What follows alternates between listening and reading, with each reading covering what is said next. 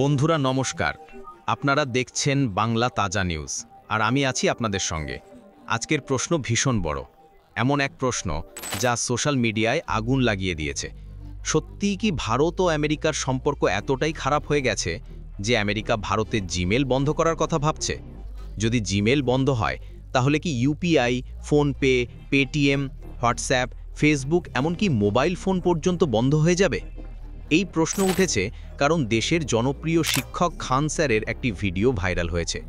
সেখানে তিনি বলেছেন আমেরিকা চাইলে প্রযুক্তির মাধ্যমে ভারতকে মাটিতে নামিয়ে আনতে পারে, জিমেল বন্ধ করে দিতে পারে এবং তাতে ভারতের পুরো সিস্টেম ধসে পড়বে। এখন এখানে দুটো জিনিস আছে, একদিকে খান স্যারের জনপ্রিয়তা, তার পড়ানোর ধরন ও সততা যার উপর মানুষ ভরসা করে, অন্যদিকে তার এই বক্তব্য যা দেশ জুড়ে বিতর্ক তৈরি করেছে। প্রশ্ন উঠছে, সত্যিই কি জিমেল বন্ধ হলে ভারতের অর্থনীতি থেমে যাবে? খান স্যার যা বলেছেন তা পুরোপুরি সঠিক, নাকি তার বক্তব্যকে ভুলভাবে বোঝা হয়েছে?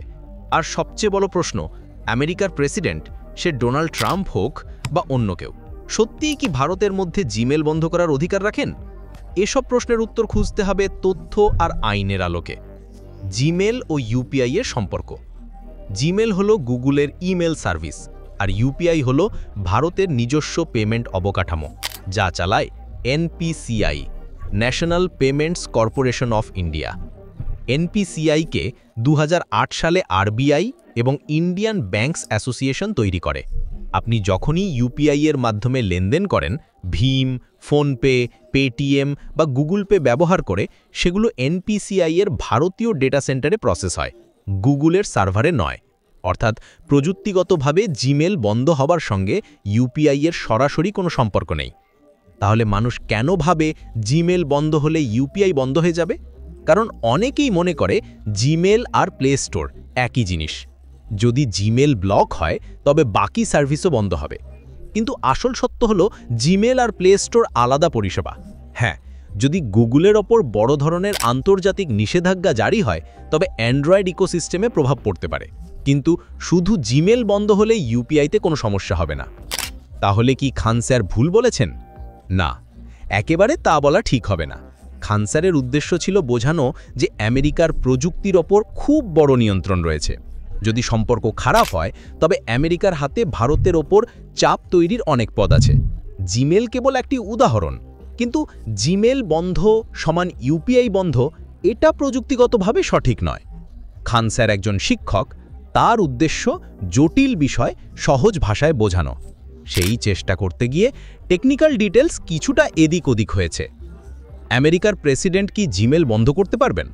উত্তর হলো না। জিমেল একটি প্রাইভেট পরিষেবা, গুগলের মালিকানাধীন। গুগল একটি আমেরিকান কোম্পানি, কিন্তু ভারতে পরিষেবা চালাতে হলে ভারতীয় আইন মানতে হয়। ভারতে কোনো অনলাইন পরিষেবা বন্ধ করার ক্ষমতা কেবল ভারত সরকারের হাতে, আইটি অ্যাক্ট 2000 এর ধারা 69A অনুযায়ী। অর্থাৎ জিমেল বন্ধ করতে হলে সিদ্ধান্ত নেবে ভারত সরকার, আমেরিকার প্রেসিডেন্ট নন। হ্যাঁ, আমেরিকা পরোক্ষভাবে চাপ সৃষ্টি করতে পারে। মার্কিন আইনে IEEPA, International Emergency Economic Powers Act 1977 আছে। এর আওতায় প্রেসিডেন্ট ঘোষণা করতে পারেন যে কোনো দেশ বা পরিষেবা আমেরিকার নিরাপত্তার জন্য হুমকি।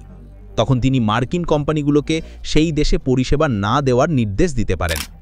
ট্রাম্প প্রশাসন 2020-তে টিকটক আর উইচ্যাটের ক্ষেত্রে এই আইন প্রয়োগ করার চেষ্টা করেছিল। কিন্তু প্রশ্ন হলো, গুগল কি নিজেই ভারত ছেড়ে চলে যাবে?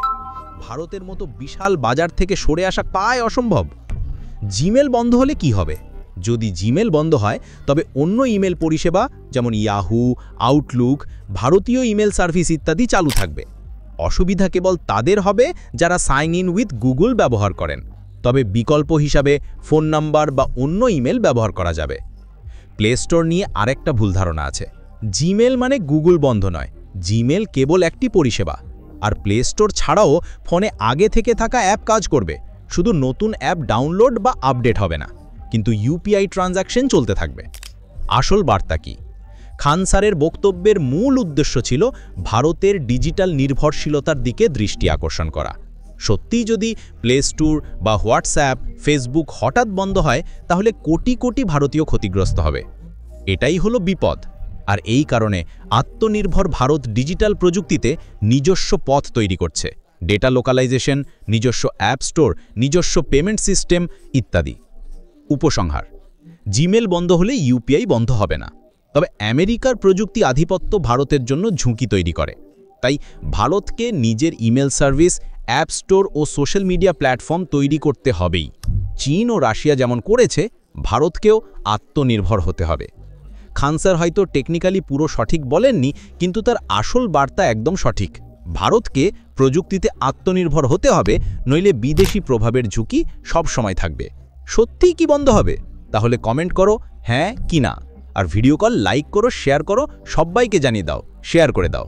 স্বাগত জানাই বাংলা তাজা নিউজ চ্যানেলে। ধন্যবাদ। জয় হিন্দ, জয় ভারত।